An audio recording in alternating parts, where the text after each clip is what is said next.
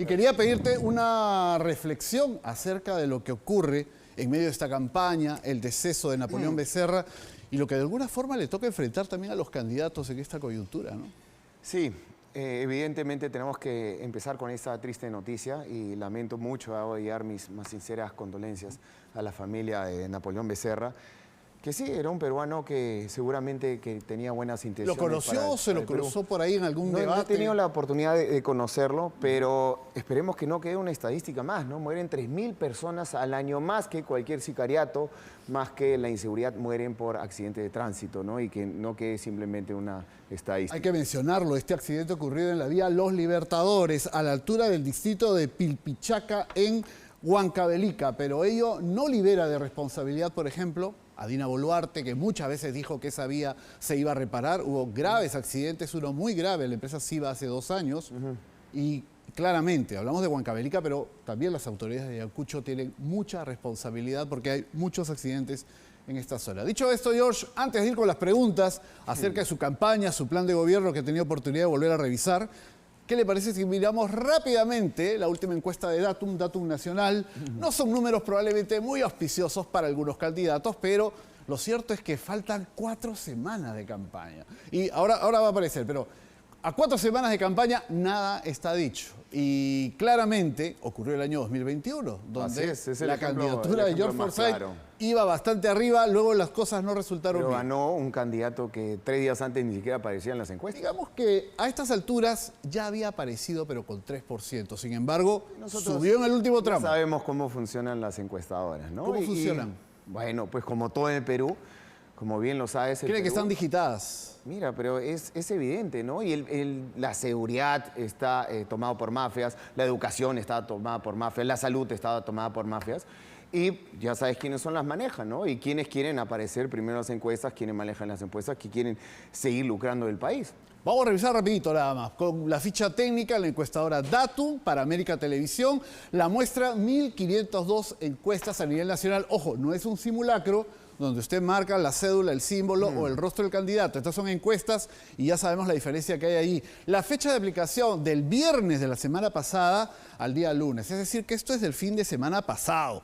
Ha transcurrido muchas cosas y se han descubierto, dicho mucho, desde entonces. Pero ahí está el dato, la población que es la que va a votar, el margen de error 2.5, el nivel de confianza 95%. Y vamos rapidito nomás, señor director. Esto es insumo para la conversación que tenemos con George Forsyth. Ya arrancó, él dijo que ya no cree en estas encuestas, pero vamos.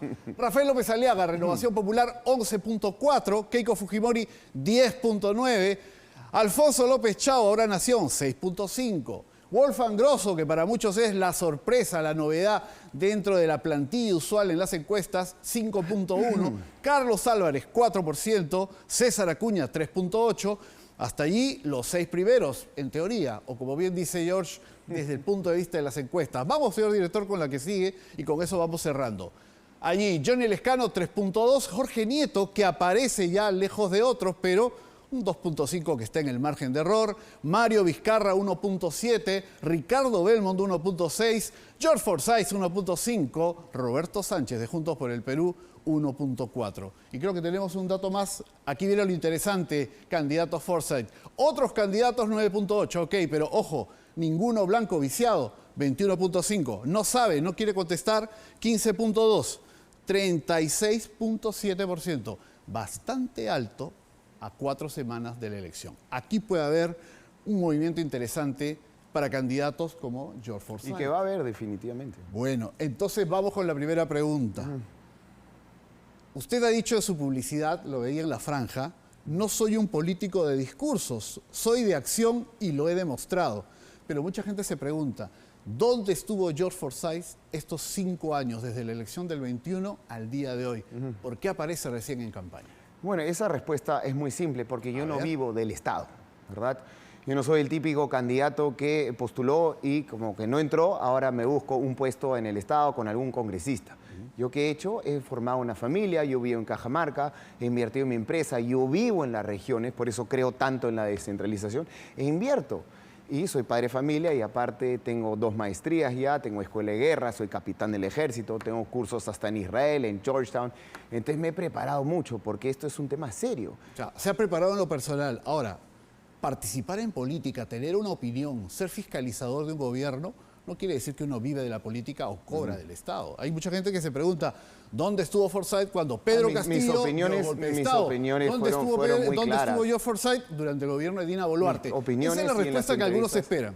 Pero es que mis entrevistas han sido muy claras, las he dado cuando he estado en Lima, y mis publicaciones han sido pues muy drástico contra el gobierno de Dina, que ha sido pues fatal, donde, y justamente va con un tema que te quiero comentar, ¿no? Y a los peruanos, si yo estoy recorriendo todo el país y hablando de estas encuestas, es impresionante cómo la gente te abraza y te transmite esta energía y fuerza, pero te pide, George, necesitamos que tú ganes la presidencia, tú eres la esperanza, tú eres el joven, tú eres el nuevo, no podemos continuar con los mismos. ¿Por qué? Porque el pueblo ya se dio cuenta que acá no hay derecha-izquierda, ¿verdad? Porque entra el de la derecha, entra a robar, entra el de la izquierda, entra a robar.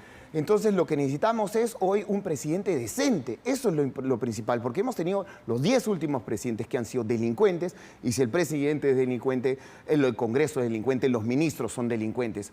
Por eso es que necesitamos a alguien que maneje una línea, que maneje con el ejemplo el Perú, con valores, con principios. Y ese es el recambio que nosotros queremos. Ahora, ya no podemos ir votando por los mismos que están ahí primeros, que gracias a ellos, ¿verdad?, hoy no hay seguridad, no hay salud, no hay educación, el país es una desgracia, los jóvenes se quieren ir, los adultos no llegan a fin de mes.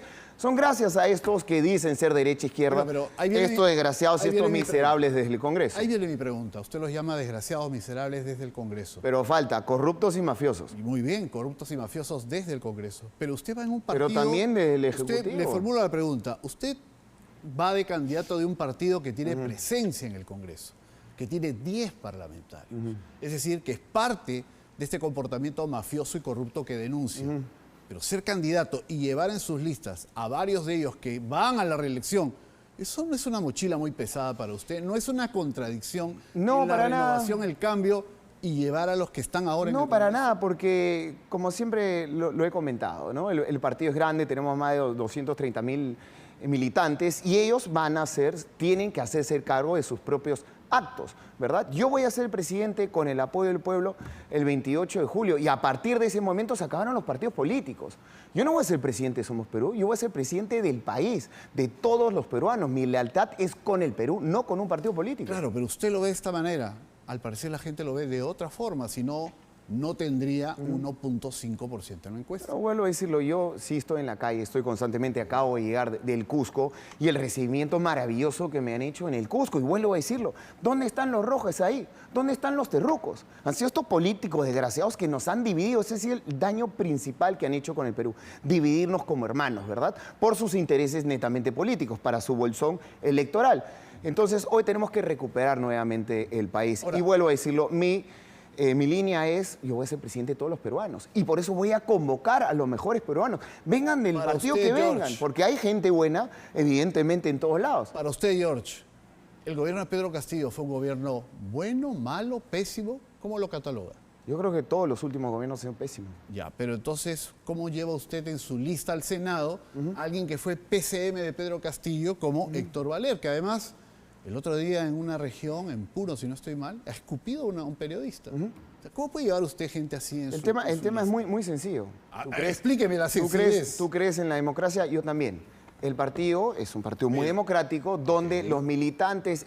digamos, votan y eligen a quienes ellos quieren que se presente el Congreso. Pero ahí está la información, todos los peruanos lo tenemos y tenemos que tener bien claro por quién votar. O sea, usted no tuvo derecho a veto, este candidato, así en la interna. No, porque es la democracia. Nos va a costar, nadie nos va a creer que somos Renovación y Cambio si llevamos a esta gente. No, porque es la democracia. Ahora, yo vuelvo a decirlo, yo no vengo a defender a nadie, yo no me amarro con nadie. Si a mí me eligieron es porque conocen mi carácter, que soy muy frontal y, como te lo acabo de comentar, a partir del 28 de julio se acabó lo de Somos Perú. Ahora, así como se tienen que acabar todos los demás partidos, ese es el cáncer del país. Antes de pasar a sus propuestas, digamos, antes de pasar a sus propuestas puntuales sobre distintos temas que sin duda interesan a la audiencia, sí me llama la atención, usted es candidato a diputado también, ¿no es cierto? Así es. Está en la lista de diputados como número 1 por Lima. Así es. La número 2 es la señora Ana Lee Sotelo, hermana de Patricia Sotelo, la presidenta del partido. Eso no es nepotismo. Ahí también va a decir que hubo democracia interna. Ah, exacto, democracia interna. Y usted no pudo hacer nada, ¿no? Dijo, no Patricia, puedo por porque favor, hay a tu hermana hay que ponerla democracia. número 10 ¿Por o qué? 20. Porque eso es lo que pasa en el Perú, justo a lo que comentas. Los demás partidos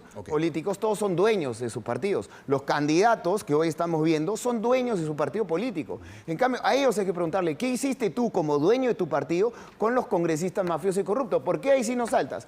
Porque yo soy el único que sí sale en contra de mi propio partido cuando se tiene que hacer. Porque yo no vengo con pulga, yo no me amarro con nadie, y eso es muy claro.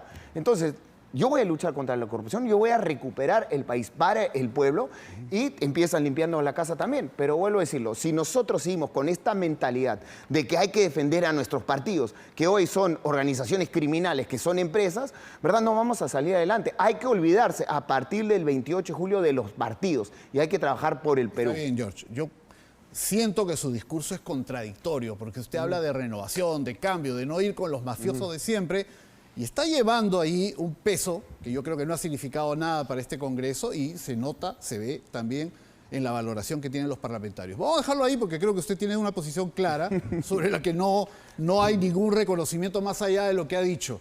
Hablemos del tema de la seguridad ciudadana, que sigue siendo un tema clave.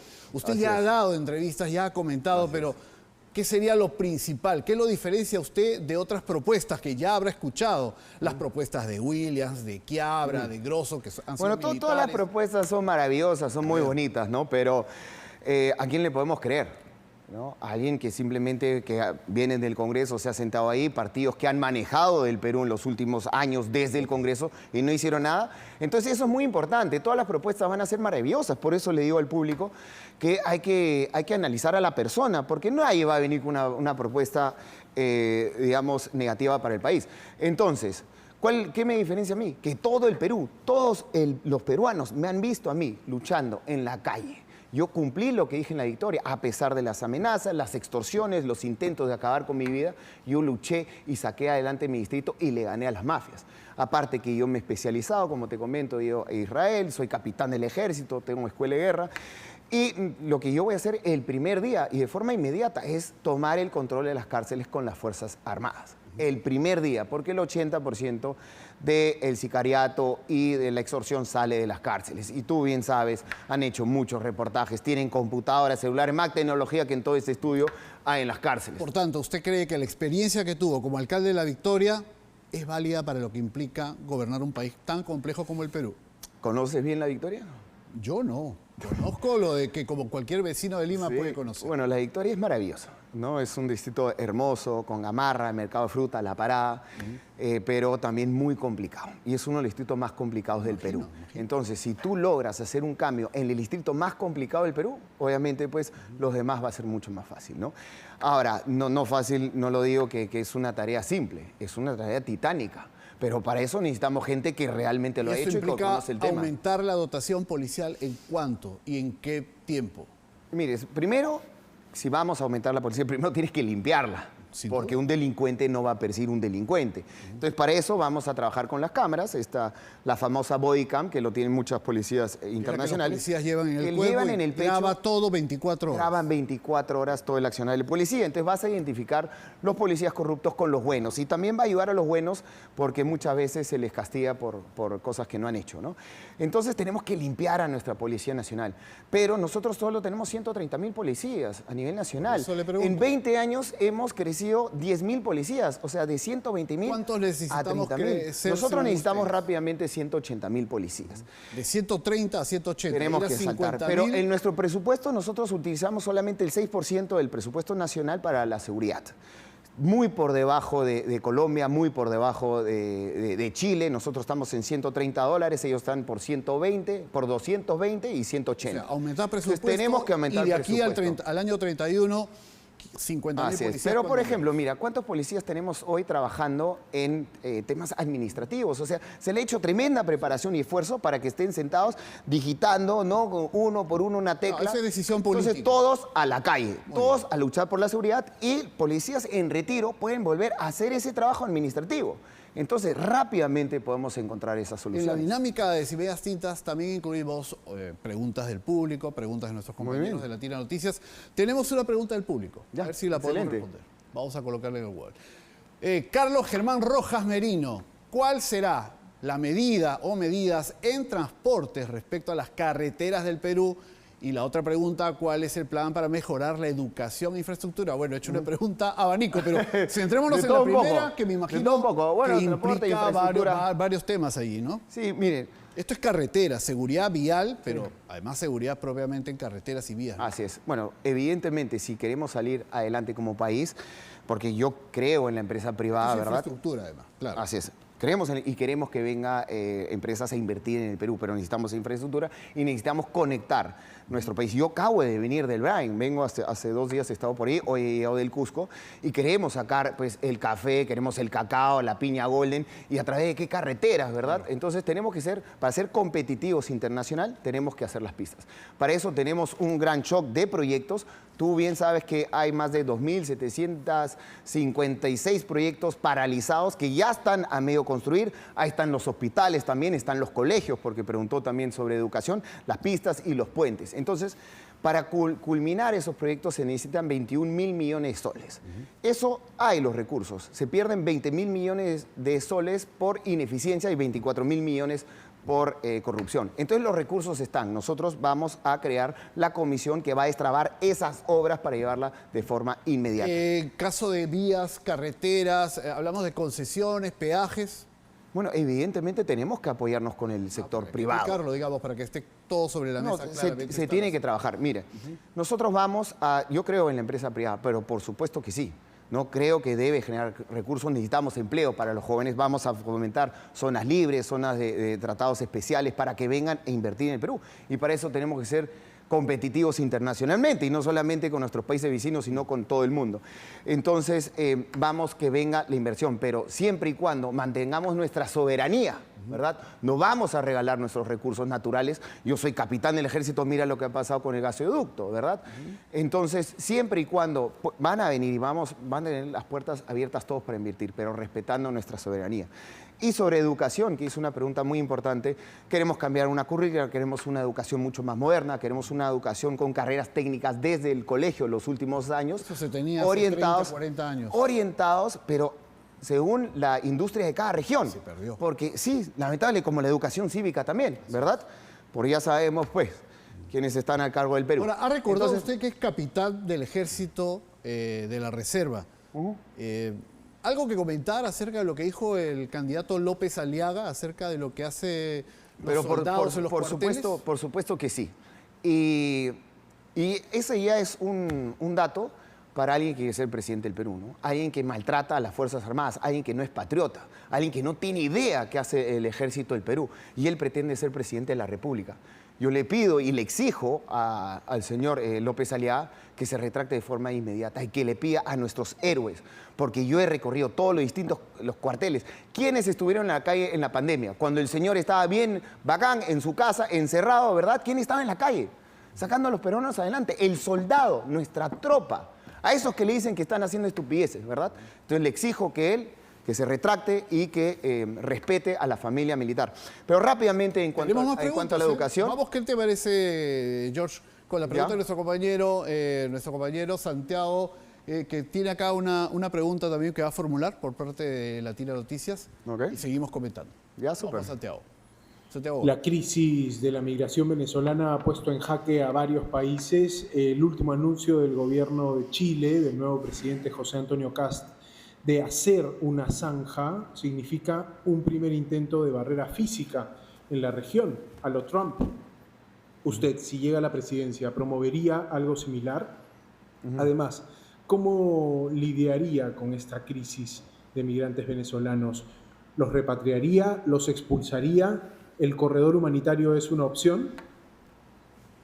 Ahí está, gracias, Santiago. Muy bien. Santiago Gómez. Miren, todo lo que sea ilegal, nosotros lo vamos a perseguir. Y evidentemente la inmigración que sea ilegal se tiene que combatir, igual que la minería ilegal, igual que la tala ilegal, el narcotráfico se va a combatir. ¿no? Entonces, esa es la posición Pero muy clara al respecto respecto a de lo eso. que anunció el presidente Kast, ya hay maquinaria en la zona de frontera. Es más, nuestro corresponsal en Tacna nos decía que mañana lunes probablemente va a llegar el presidente Kast del lado chileno a dar el inicio de estos Bueno, son trabajos. sus medidas evidentemente populistas, ¿no? Yo creo que por ahí no va el camino. Nosotros vamos a reforzar nuestro control de las fronteras y tenemos que, ya hablamos hasta de una descentralización, ¿verdad? Que es que habló varios aspectos, pero sí tenemos que controlar, por ejemplo, nuestra Amazonía, tenemos que invertir también en nuestras Fuerzas Armadas, lo conozco bastante bien.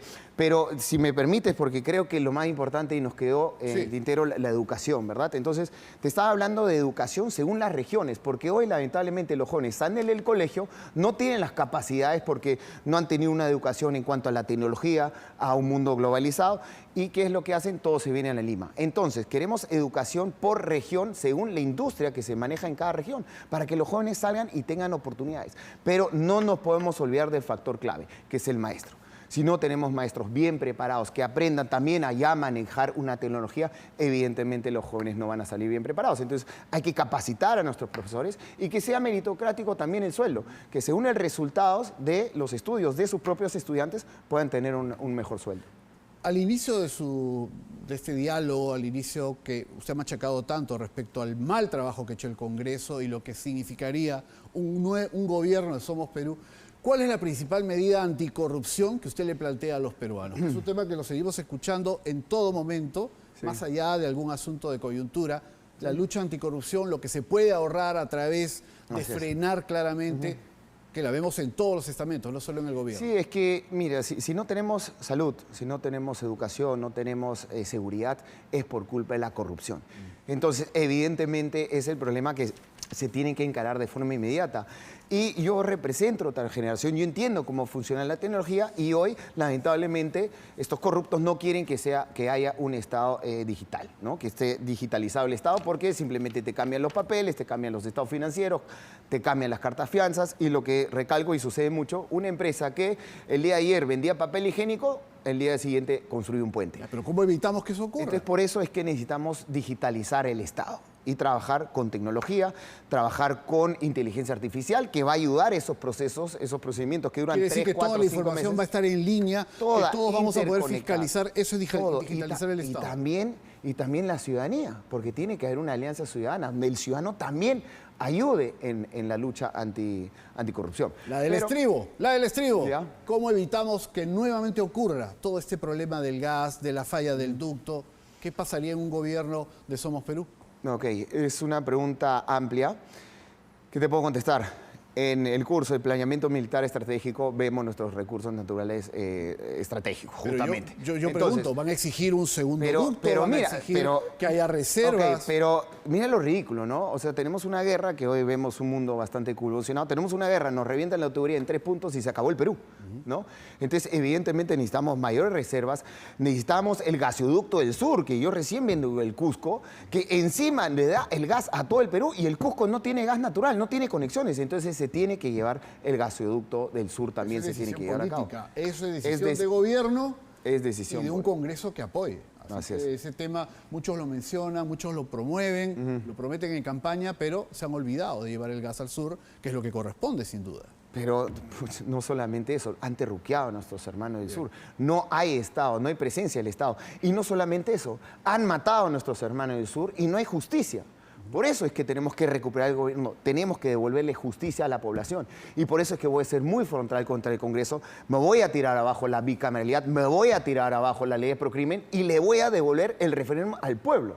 Es hora que venga un presidente que trabaje con el pueblo, para el pueblo. La clave es que los votantes confíen en esa promesa de alguien que representa partido que está en el Congreso. Pero eso será materia de seguir conversando. Como te digo, los abrazos, el cariño que me dan y ellos mismos me dicen, George, por favor, tú eres el recambio, tú lo presentas, tú lo hiciste. Mientras todos los demás hablan, tú lo hiciste. Bueno, quedan 4 semanas de campaña, tendremos oportunidad de seguir conversando. Claro que sí, encantado. Suerte, como le deseamos a cada candidato que viene a Sin Medias Tintas. Muchísimas gracias. Y nada, seguramente en los próximos días que ya empiezan los debates, muchísimas gracias, candidato Forsyth.